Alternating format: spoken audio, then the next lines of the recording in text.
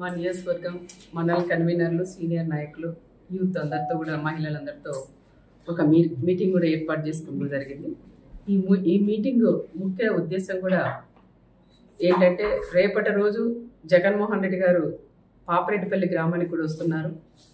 లింగమయ్య ఆ కుటుంబాన్ని కూడా పరామర్శించడానికి ఆయన వస్తున్నారు కాబట్టి దాని గురించి మేము ఇక్కడ ఒక మీటింగ్ కూడా నేను ఏర్పాటు చేసుకున్నాం. మా వాళ్ళలో అంటే మా తెలుగుదేశం నాయకులు కానీ కార్యకర్తలు కానీ పరిటాల రవి గారి అభిమానం ఎంతో ఆవేదనగా కూడా ఈరోజు వాళ్ళలో కూడా కనిపించింది. మీరు కూడా ఇప్పుడు చూసింటారు. జగన్ రెడ్డి వస్తున్నారు, ఆయన హెలికాప్టర్ దిక్కకూడదు, మేము చుట్టుముట్టి మళ్ళీ తిరిగి ఎన్నిక పంపిస్తామని వాళ్ళ ఆవేదన కూడా ఈరోజు చెప్పింది కూడా జరిగింది. ఎందుకంటున్నారంటే, ఆ రోజు పులివిందలకి పరిటాల రవి అని వెళ్ళినప్పుడు అడగడగినా చెక్ చేసి ఆయనకు ప్రాణహామీ ఉండదని తెలిసినా అడగడగినా చెక్ చేసి కేవలం 3 బండ్లు మాత్రమే పంపించి అక్కడ కోర్టులో కూడా హాజరైనారనే విషయం చాలా మందిలో ఆ రోజు తిరిగి వెళ్ళిన వాళ్ళందరికీ, పరిటాల రవి గారితో ఎవరైతే వెళ్ళారో వాళ్ళందరికీ కూడా ఆవేదన, ఆ బాధ అనేది ఈరోజు కళ్ళకు కట్టినట్లు కూడా కనిపించింది. మరి ఈరోజు మన రామగిరి మండలానికి వస్తున్నారు, మన ప్రాంతానికి వస్తున్నారు, ఆయన రాకూడదు, మీరు నో అని చెప్పొద్దండి అని నన్ను గట్టిగా కూడా నన్ను నిలదీస్తున్నారు. అయినా ఈరోజు మా నాయకుడు చంద్రబాబు నాయుడు గారు మాకు ఒకటే నేర్పించారు.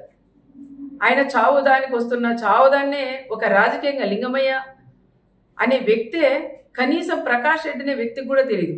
లింగమయ్య ఫ్యామిలీ కూడా తెలుగుదేశంలోనే ఉండేవాళ్ళు. వాళ్ళ పిల్లలకు కూడా ఉద్యోగాలు కూడా ఆ రోజులు ఇప్పించింది కూడా మేమే అని కూడా మేము చెప్పుకోవచ్చు. కానీ కొన్ని సందర్భాల్లో పార్టీలు కూడా మారిన తర్వాత అనుకోకుండా మన ఉగాది రోజు సంఘటన జరగడం, ఆ సంఘటన జరిగినప్పుడు ఒకరికొకరు కొట్టుకొని ఆ రోజు చనిపోవడం కూడా చాలా బాధాకరం. ఫస్ట్ జగన్ రెడ్డికిను ప్రకాష్ రెడ్డికి కాదు బాధపడిన వ్యక్తి నేనని కూడా చెప్పుకోవచ్చు. నా ప్రాంతంలో, నా మండలంలో ఈ విధంగా జరగడం అది చాలా బాధాకరం అని కూడా మేము చేసాం. అది మామూలుగా సాధారణంగా గొడవపడి చనిపోవడం తప్ప అది ఒక ఫ్యాక్షన్ మర్డర్ అయితే కాదని ప్రత్యేకంగా నేను కూడా చెప్తున్నాను. ఒక ఫ్యాక్షన్ మర్డర్గా సృష్టించి తోపు బ్రదర్స్ వాళ్ళు ఏదో రకంగా రాజకీయంగా చేయాలని లాస్ట్ 5 ఏళ్ళు వాళ్ళు ప్రతిపక్షంలో ఉన్నప్పుడు కూడా కురుబస్సును ముందు పెట్టుకొని ఒక పక్క వాల్మీకి, ఒక పక్క కురుబ వాళ్ళు ముందు పెట్టుకొని కూడా రాజకీయం కూడా చేశారు. మళ్ళీ వాళ్ళు ఎమ్మెల్యే అయిన తర్వాత పాపం వాళ్ళు పట్టించుకుని పాపాన్ని కూడా పోలేదు. మళ్ళీ ఈరోజు వాళ్ళు ప్రతిపక్షంలో ఉన్నారు కాబట్టి వాళ్ళకి దొరక 9 ఏళ్ళ తర్వాత ఆయన లింగమయ్య చనిపోయాడు కాబట్టి ఆ లింగమయ్యని ఒక రాజకీయంగా వాడుకొని జగన్ రెడ్డి కూడా పరిటాల కుటుంబం వాళ్ళు ఈ విధంగా చంపారు, ఒక ఫ్యాక్షన్ మర్డర్ అని చెప్పి ఈరోజు ఆయన్ని ఇక్కడ తీసుకొని రావడం అది ఎంతవరకు సహజమని కూడా కనుక్కోవాలి. ఒకసారి జిల్లాలో ఉండే మాజీ ఎమ్మెల్యేలు అందరూ ఉన్నారు, మాజీ మంత్రులు ఉన్నారు, మా కుటుంబం గురించి కూడా అందరికీ కూడా తెలుసు. కానీ ఈరోజు ఆయన్ని వీళ్ళు వచ్చేదానికి ధైర్యం లేక, ప్రకాష్ రెడ్డి వాళ్ళు వచ్చేదానికి కూడా ధైర్యం లేక ఈరోజు ఆయన్ని పిలిపియడం అది ఎంతవరకు ఒక్కసారి కనుక్కోవాలా. ఆయన జగన్ రెడ్డి కూడా తెలుసుకోవాలా, అది ఫ్యాక్షన్ మర్డరా, మామూలుగా జరిగిన మర్డరా, ఇది ప్రకాష్ రెడ్డి ఏమైనా రాజకీయంగా వాడుకుంటున్నారనే విషయాలు వాళ్ళు కూడా తెలుసుకునే బాధ్యత ఒక మాజీ సీఎం గారికి కూడా ఉంటుంది. కానీ ఆ రకంగా కాకుండా వీళ్ళలో విభేదాలు పెట్టుకొని ఓ పక్క మాజీ ఎంపీను, ఓ పక్క మాజీ ఎమ్మెల్యే, వీళ్ళిద్దరి మధ్యలో గొడవలు పెట్టుకొని నేను తీసుకురాలా, నువ్వు తీసుకురాలని ఎక్కువ పట్టింపుతో ఈరోజు ఆయన కూడా తీసుకొస్తావు. ఓకే తీసుకురండి, నేను వద్దని చెప్పను. తీసుకొచ్చిన తర్వాత పాపరెడ్డిపల్లికి వచ్చిన తర్వాత కనీసం ఆ కుటుంబాన్ని పరామర్శించి రెచ్చగొట్టి మాట్లాడుకోకుండా ఆ కుటుంబానికి కూడా న్యాయం చేసి వెళ్ళమని నేను మాజీ సీఎం గారికి కూడా చెప్తున్నాం. మా బీసీల నియోజకవర్గం మాది, మరి మీరు బీసీలను అడ్డం పెట్టుకుని రాజకీయం చేస్తున్నారు మీ ప్రకాష్ రెడ్డి వాళ్ళు.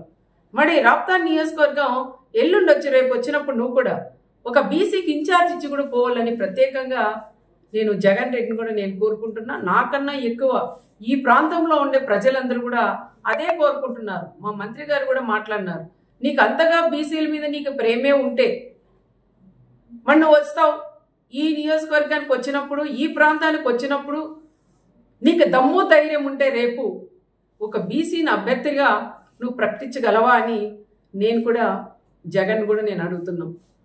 కేవలం ఇది మామూలు హత్యని ఒక ఫ్యాక్షన్ హత్యగా మీరు ఇది తీసుకురావడం అది కరెక్ట్ కాదని మరొకసారి నేను కూడా తెలియజేసుకుంటూ, ఏది ఏమైనా మా వాళ్ళందరితో కూడా ఇప్పుడు నేను మాట్లాడి నిర్ణయం తీసుకొని సమన్వయం పాటించండి. వీళ్ళు గొడవలు పెట్టి కక్షలు పెట్టి ఏదో విధంగా మనల్ని గొడవల్లోకి లాగుతున్నారు. దయచేసి వాళ్ళ ఉచ్చులో పడొద్దండి. దయచేసి అలాంటి వాళ్ళు నమ్మొద్దండి. దమ్ముంటే మీరు మా జగన్ని ఆపగలరా అంటారు. దమ్ముంది, ఎవరు మీరు అవసరం లేదు, నాకు దమ్ముంది. ఎంతమంది డిపార్ట్మెంట్ వాళ్ళు ఉన్నా నాకు దమ్ముంది, నేను నిలబెట్టగలను, నేను రాని నేను అనుకుంటే. కానీ మాది అలాంటి సంస్కృతి కాదు.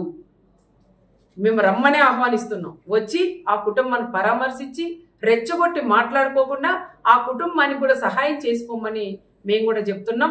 ఇంటెలిజెన్స్ డిపార్ట్మెంట్స్ వాళ్ళు కూడా సార్లను కూడా అడుగుతున్నాం. రెచ్చగొట్టి ప్రకాష్ రెడ్డి అనే వాళ్ళు ఈ రోజు ఈ టైంలో కూడా ఆయన మళ్ళీ పెడుతున్నారు. మీకు ఆపే ధైర్యం ఉందా అని. ఇక్కడ తెలుగుదేశం బ్లడ్ ఉంది, ఇక్కడ పరిటాల బ్లడ్ ఉంది, మా చంద్రబాబు నాయుడు గారి బ్లడ్ ఉంది. మేమెందుకు ఆపమయ్యి ఆపాలంటే?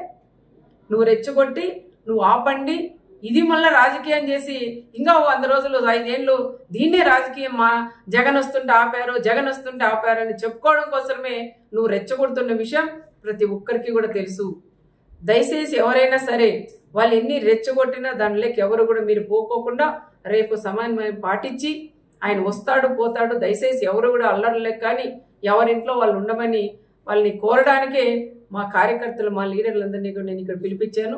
వాళ్ళతో కూడా మాట్లాడి వాళ్ళకు కూడా అదే విషయం నేను చెప్పాలనే ఈరోజు నేను అందరినీ కూడా ఆహ్వానించాను. అది కూడా నేను చెప్తాను. రేపు వస్తాడు, ఆయన పోతాడు. దాని గురించి ఎవరు కూడా మాట్లాడొద్దండి. ఏ చిన్న గొడవ వద్దని చెప్తున్నాం. మా వాళ్ళ రిక్వెస్ట్ ఏమంటే తప్పకుండా వాళ్ళు 4-5 బళ్ళలే రావాలా, కాన్వాయ్లతో కూడా రాకూడదు.